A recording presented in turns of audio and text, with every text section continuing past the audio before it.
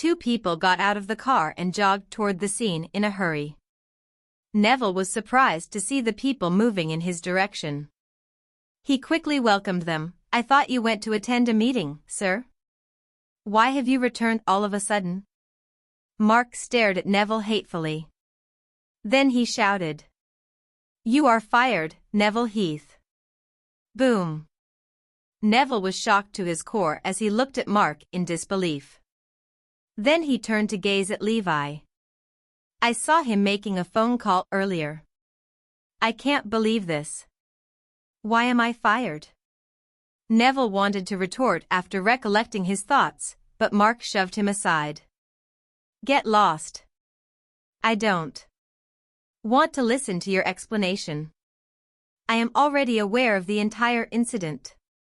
Mark came to a halt in front of Levi in the lobby and addressed the latter with a smile. "Mr. Garrison, I am here to apologize to you after being informed of the things that happened earlier." Then, he spoke to his employees. "We will treat our customers on a first-come, first-served basis according to the rules from now on. Anyone who does not make an appointment will have to wait for their turn. Any employee who makes an exception for any customer will face a similar fate as Neville Heath." Yes. Everyone agreed with Mark's announcement. Stop processing their documents. They will have to wait in line obediently for their turn. Mark ordered harshly. Both foreigners were almost done with the procedures, but Mark erased all their data on the computer. They had no choice but to redo everything. That's the outcome we wanted to see. Everyone was excited. Mark then arranged for his employee to reprocess Aaron's procedure that had been destroyed previously. The foreigners were dumbfounded. They did not expect Mark to be so adamant. Mark walked up to them in a displeased manner.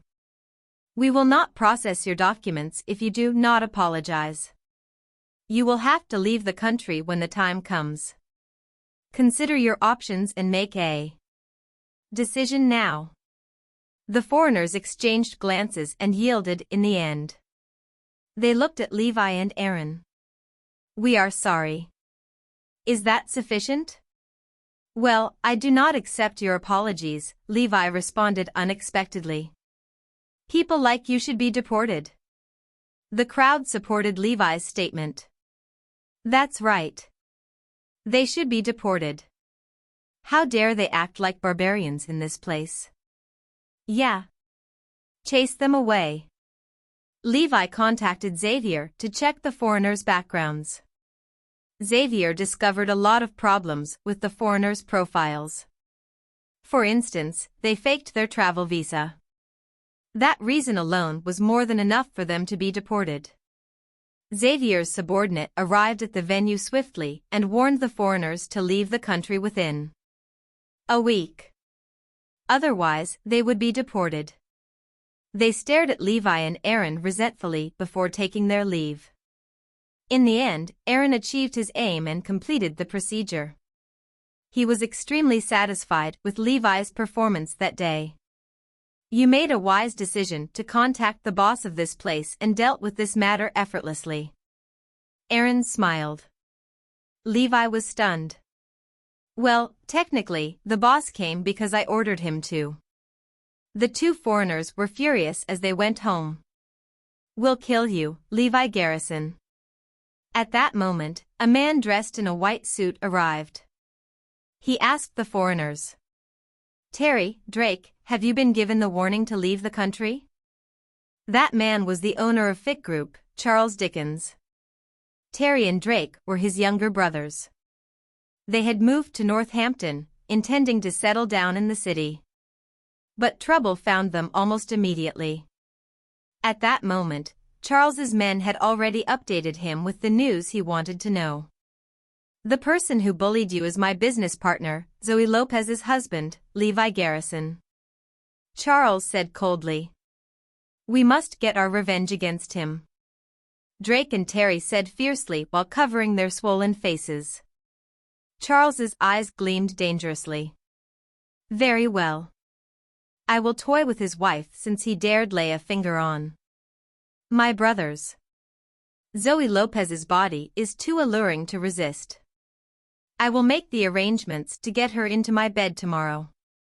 Both of you will join me by that time. You can have your revenge on her any way you like. Drake and Terry laughed lecherously. That's the plan for now. I will invite Zoe Lopez to a banquet tomorrow night. Then we will get her drunk. The next day, Chloe was waiting at the entrance when Levi exited Bayview Garden.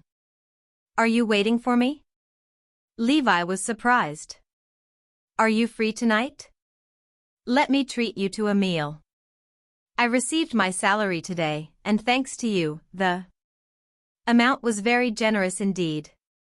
So I feel the need to treat you to dinner, Chloe said joyfully. I earned a total of $8 million last month because of the commission from the 2 properties Levi bought from me. This is surreal. All right. Tell me the venue. I will be there later.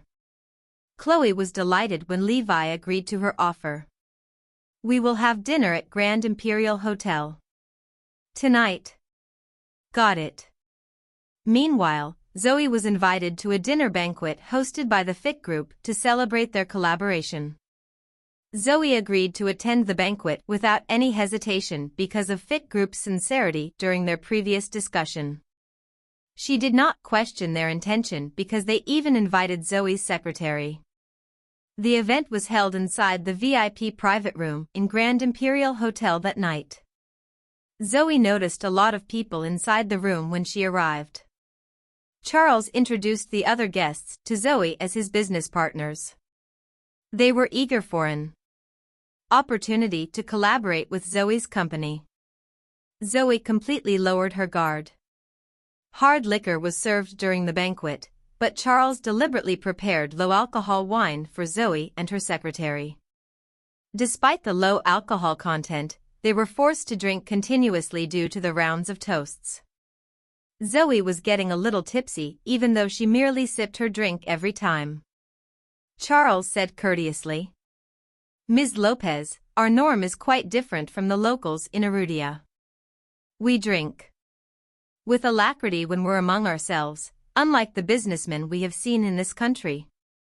Charles did not urge Zoe to drink throughout the banquet. But he would utter comments from time to time, indirectly forcing Zoe to drink the wine to get along with the other business partners. Zoe had no choice but to obey because she did not want to ruin the atmosphere. Soon, she was drunk. Thump. After a few more rounds, Zoe finally fell face front on the tabletop as her consciousness faded. A menacing smile spread across Charles's face at that sight. Zoe's secretary sensed the peculiar turn of events, but her condition was no better than Zoe's. The secretary passed out as well swiftly after. Charles and his business partners laughed salaciously at the sight of the 2 unconscious women inside the room.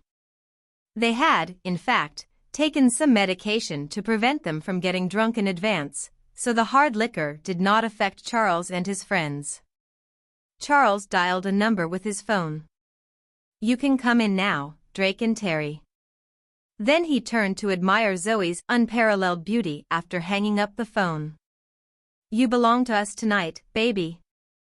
Drake and Terry rushed to the 6th floor impatiently after they received the news. They had been waiting inside the hotel lobby the entire time. The pictures of Zoe sent by Charles earlier aroused them. At that moment, Levi and Chloe reached the Grand Imperial Hotel. He saw the familiar figures of Terry and Drake immediately. What are they doing here? Levi and Chloe chased after them curiously. The 2 foreigners entered a private room hastily when they arrived on the 6th floor. Something's wrong. Levi came to a halt in front of the door. So, this woman is Zoe Lopez? She's exquisite. I heard the women in Arudia are extraordinarily charming, but I certainly did not expect to sleep with a girl as gorgeous as her so quickly. Terry and Drake sounded excited. We will sleep with her right here, right now, Charles said firmly. Levi turned to address Chloe. Do not enter the room no matter what you hear later on. Chloe nodded subconsciously as she took in the sinister expression on Levi's face. Bam! The door to the private room was pushed open just as the people inside were about to get wild. Someone entered the room and locked the door behind him.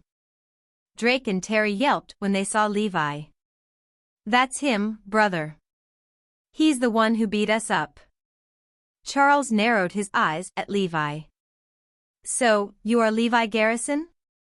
Yes. That's me. Levi understood they were targeting him because they recognized him instantaneously. Charles sneered. Very well. I am glad you are here. You will pay the price for harming my brothers. I will tie you up and have you bear witness as we ravage your wife tonight. He he he. All the foreigners inside the room revealed a similar lecherous smile. In their opinion, Levi had no other choice but to concede because they had the numbers. Charles and his friends closed in on Levi. Thump. Levi grabbed Charles all of a sudden and kicked him forcefully in his knees. The latter screamed bloody murder and fell onto the floor. Thump. Levi swung a forceful punch at Charles's face. Charles sprawled on the ground in agony. Do you like to drink liquor? I'll make sure all of you drink to your heart's content. There was still plenty of liquor inside the private room. Levi picked up a bottle of hard liquor and forced the contents down Drake's throat. Drake struggled mightily, but he was pinned on the ground as Levi poured bottle after bottle of hard liquor into his mouth. Levi forced Drake's jaws together to force the vomit back into his gastrointestinal tract when he wanted to puke. Drake's stomach was visibly bloated after he was forced to drink multiple bottles of wine. He rolled on the ground in pain as he retched up blood. Terry and Charles were met with a similar fate. Levi unleashed his unprecedented wrath on the brothers that night. They must be tired of living to dare lay a finger on Zoe. But Levi did not want to show them mercy by killing them. So he used that method to torture them instead. Levi finally exited the room with Zoe on his back after a long while. Chloe saw Levi dragging Zoe's secretary along as well. I am afraid we can't have our dinner tonight. I will treat you to a meal another time. Please help me send her home. Levi asked Chloe to take care of the secretary. Okay. Leave this to me. Chloe caught a glimpse of the room before she left. The gory scene was carved into her mind. The sound of the ambulance pierced the night shortly after Levi left the venue. Charles and the others were sent to the hospital to receive treatment. They were diagnosed with gastrointestinal bleeding, severe burning of the throat mucosa, and impairment of internal organs due to excessive drinking. Everyone was puzzled by the amount of liquor they drank to lead to such a disastrous outcome. Zoe did not sober up until midnight. She breathed a sigh of relief when she saw Levi beside her.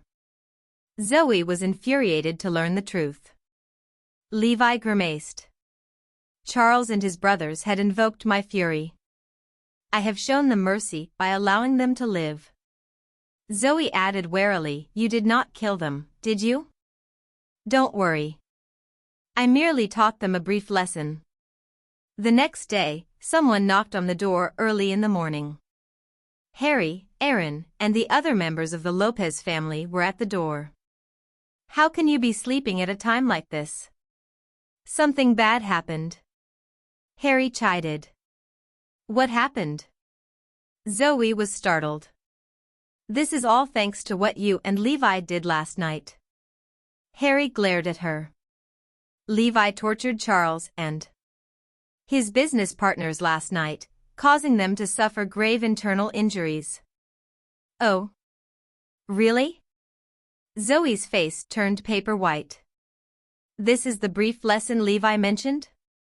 You had to offend powerful men like them out of all the people in this world. Harry pointed at Zoe. Now you have made a mess. The Imperial Meadows and the Lopez family's business are all ruined. What happened exactly, Grandpa? Zoe asked anxiously. Don't you know? Fick Group is a member of the Northampton Chamber of Commerce. The chairman of Fick Group's board of directors, Alaric Taylor, announced his desire to take revenge on us. They cut off all monetary supplies, connections, and business partners related to the Lopez family. Your West City Ecological Park project will be the next to suffer, Harry explained. Zoe received a phone call swiftly after, as they predicted. One of the investors of the West City Ecological Park, Feliciano Hayes, had withdrawn his capital. Another phone call followed. This time, it was Roberta Norris calling to inform her of the same thing. Soon, all of the investors had pulled out from the project. Zoe's face turned ashen. Damn it. It's over. I am doomed. The West City Ecological Park project is ruined now that they have withdrawn their investments. I will have to pay a large amount of compensation too. Not to mention this huge trouble related to Fick Group. Tears flowed down her cheeks uncontrollably. Why do I have to suffer the consequences when Charles and the others intended to defile me in the first place? They are people from the Northampton Chamber of Commerce. This is all because of Levi Garrison. Where is he? Everyone was looking for Levi because he was the culprit. Do you know what you have done, Levi Garrison? Harry wanted so badly to slap him. Levi heard the commotion while he was brushing his teeth, but he responded carefreely. Don't worry. There's nothing to be afraid of. What? The Lopez family's businesses are collapsing. Even your wife's company is affected. Harry yelled angrily. You started this mess. So, what do you think we should do now? Henry asked coldly. It will be all right. This matter will resolve by itself, Levi replied nonchalantly. Fine. That's all right. We have a way of resolving our problem. Harry left furiously with his family. Aaron looked at his son-in-law helplessly. He thought Levi was impressive when he dealt with the foreigners 2 days ago, but Levi disappointed him again. Rescuing Zoe was the right thing to do, but he did not need to go to such lengths to teach them a lesson. Now, he caused trouble for everyone because of his reckless actions. Zoe defended Levi when Caitlin began to criticize Levi. Don't blame him for what happened. This is all because of my careless mistake. There's no use arguing at this point. Aaron's plan to do a property survey for a new house was ruined. There's no money to buy a house now, not to mention the possibility of having to compensate others. Zoe was in a state of agitation.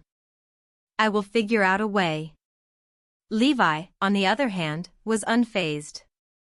The financial department manager contacted Zoe shortly after.